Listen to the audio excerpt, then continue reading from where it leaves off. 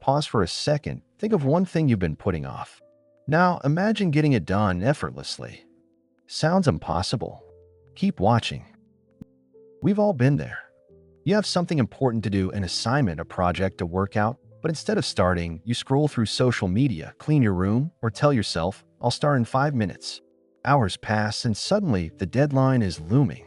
You feel guilty, stressed, and frustrated with yourself. But why do we do this? Why do we put things off even when we know it's bad for us?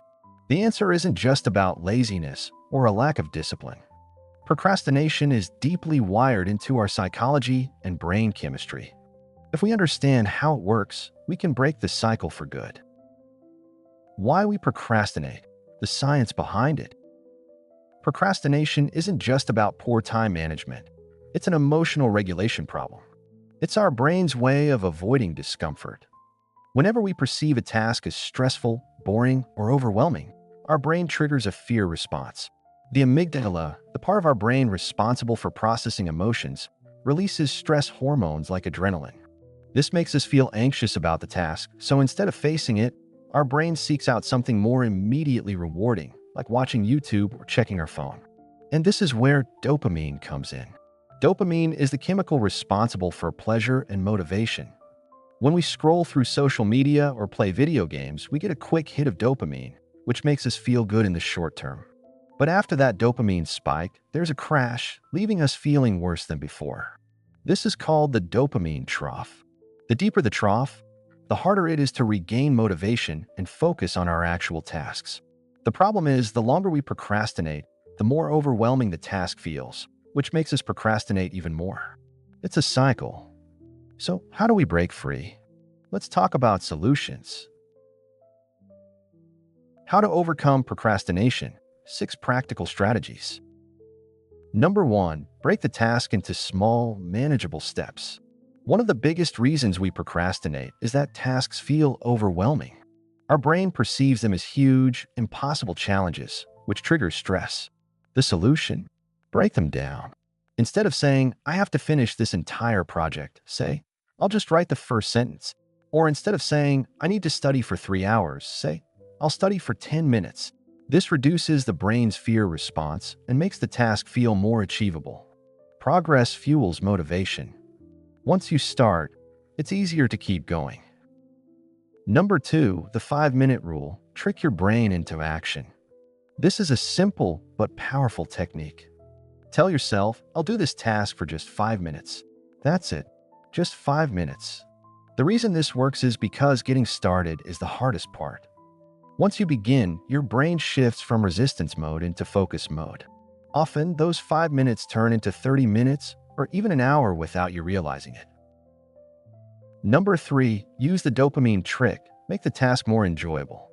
If you find a task boring, your brain will resist it. But what if you could make it more engaging? Pair it with something enjoyable. Listen to music while studying. Work in a cafe instead of at home. Gamify the process. Use a Pomodoro timer and reward yourself with a break after each work session. Create a sense of urgency. Set a timer for 30 minutes and race against the clock to see how much you can get done. This helps increase dopamine naturally and makes the task feel more rewarding. Number 4, leverage the dopamine trough. Do something harder first. This is where neuroscience comes into play. Remember how procrastination creates a dopamine crash? You can actually use this to your advantage. Instead of waiting for motivation to magically appear, do something harder first. Take a cold shower. Do 30 seconds of intense exercise. Hold a plank for 1 minute. This forces your brain to snap out of the dopamine trough and regain motivation faster. Studies show that engaging in discomfort resets our dopamine baseline, making tasks seem easier afterward. Number 5, set artificial deadlines. Parkinson's law states that work expands to fill the time allotted for it. If you give yourself a week to do something, you'll take a week. If you give yourself 3 hours, you'll finish it in 3 hours. Set artificial deadlines for your tasks. Give yourself less time than you think you need. The pressure will force you to focus and take action.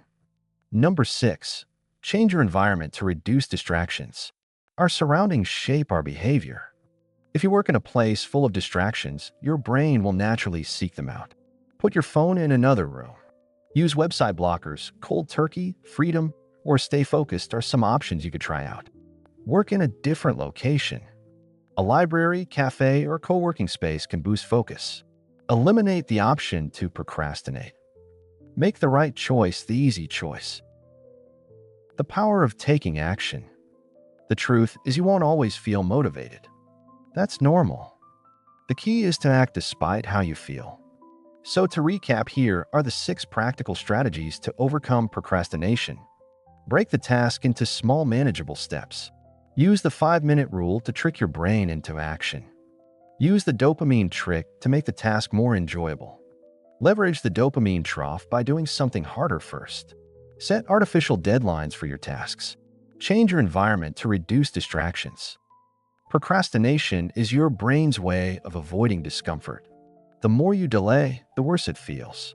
Taking the first small step is the only way to break the cycle. So start now. Not tomorrow. Not later. Right now. Open that document. Do one push-up. Read one sentence. Small actions lead to big results. If you found this video helpful, drop a comment below on which strategy you're going to try first. Let's beat procrastination together.